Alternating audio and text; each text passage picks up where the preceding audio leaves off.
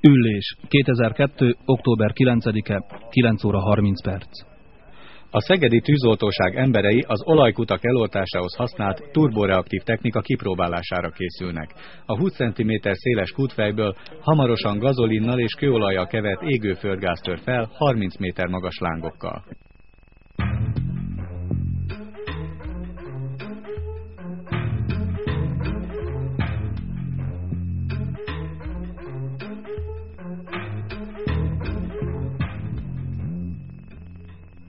Az oltási gyakorlat vízellátásáról 3 tűzoltófecskendő és 2 különleges szerkocsi gondoskodik. A vizet egy tóból szivattyúzzák. A tűzoltóknak éles helyzetekben ugyanilyen víztározót kellene építeniük, sőt az elhasznált oltóanyag elvezetéséről is gondoskodniuk kellene. Ez olykor hetekig is eltart, itt azonban minden feltétel biztosított. Az autók a nagy teljesítményű szivattyúikkal percenként több mint 10 köbméter vizet juttatnak az oltás helyére.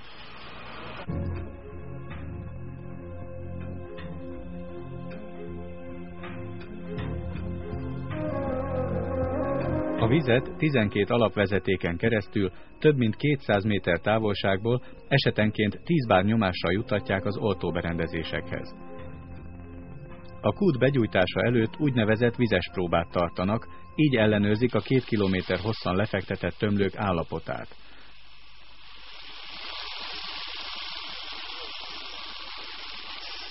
A kút két oldalán vízágyúk és sugarak helyezkednek el.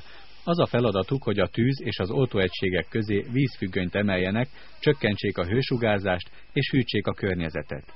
10 óra 0 perc. Az IL-131-es terepjárók elfoglalják felállítási helyüket. A MiG-15-ös repülőgép hajtóművel felszerelt kocsik 2,7 tonna tolóerővel 3 injektoron keresztül percenként 6600 liter vizet képesek a tűzre locsolni. Az autók szélfelőli oldalon 15-30 fokos szögben biztonságos távolságban állnak. A gázkitörés közelében a dolgozók a fűsiketítő zaj ellen fülvédőt használnak. A hő ellen különleges közép, illetve nehéz hővédő ruhákat vesznek fel. A beöltözéshez segítség kell. A ruha ugyanis valóban nehéz. A sűrített levegővel töltött légzőkészülékkel 26-30 kilót nyom.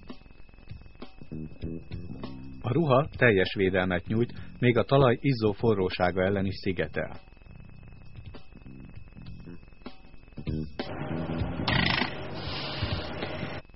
Tíz óra 55 perc. Lassan minden készen áll.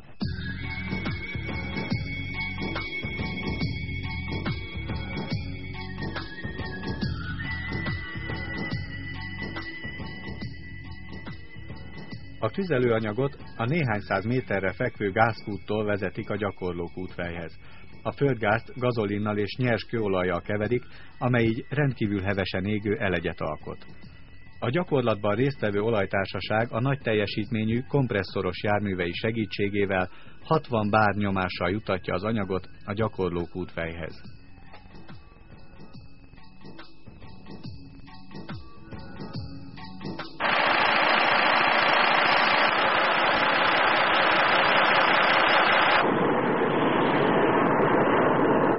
A gáz belobbantásához rakétapisztolyt használnak.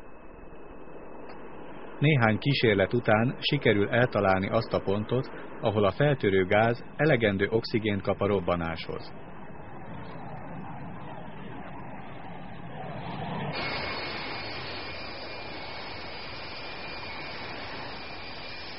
Tizenegy óra 5 perc. A kút ég. A vízágyúk működésbe lépnek.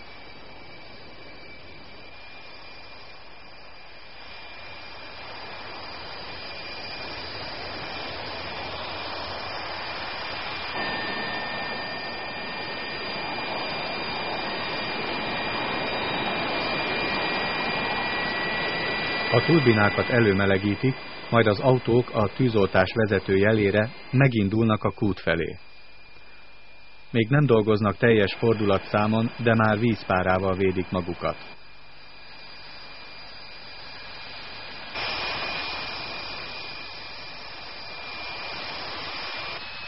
A kocsik mellett 3-3 segítő igazítja el a tömlőket. Az autók 10-15 méterre a tűztől megállnak. A kerekeket 20 kilós vasékekkel támasztják meg.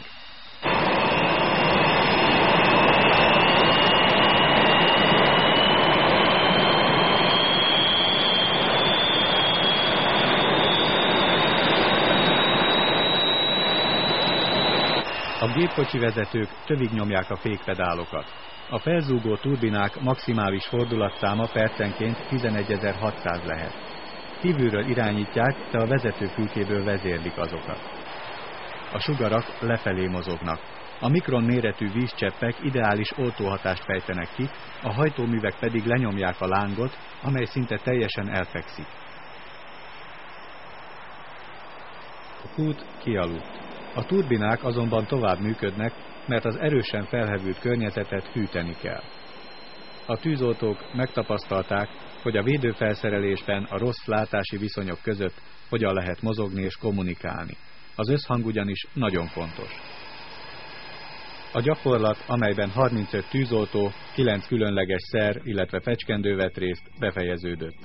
A tűzoltók csak úgy, mint az utóbbi évtizedek nagy gázkitöréseinél Zsanán, illetve Nagylengyelben most is sikeresen vizsgáztak. A több millió forintba kerülő gyakorlatot 3 évente ismétlik meg, ha az élet nem produkál hamarabb valós helyzetet.